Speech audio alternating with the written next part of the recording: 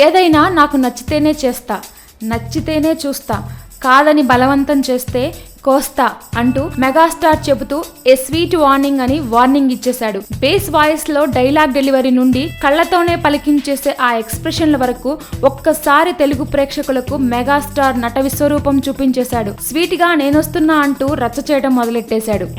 అనుకున్నట్లే ఈ రోజు సాయంత్రం ఖైదీ నెంబర్ 150 సినిమా టీజర్ విడుదలైంది. మెగాస్టార్ చిరంజీవి కంబ్యాక్ ఫిలిం కావడం, అలాగే సినిమాను వివి వినాయక్ డైరెక్ట్ చేస్తుండడంతో సినిమా మీద అంచనాలు చాలా గట్టిగానే ఉన్నాయి.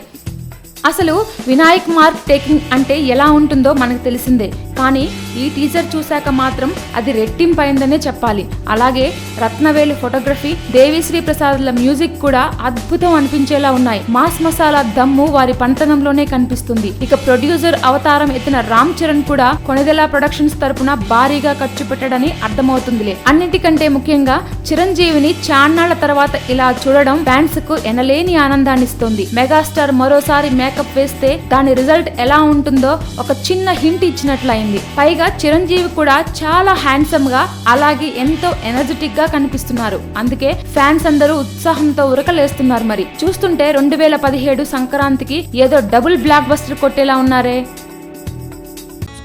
Please subscribe. Hi, it's me Purna. Please subscribe.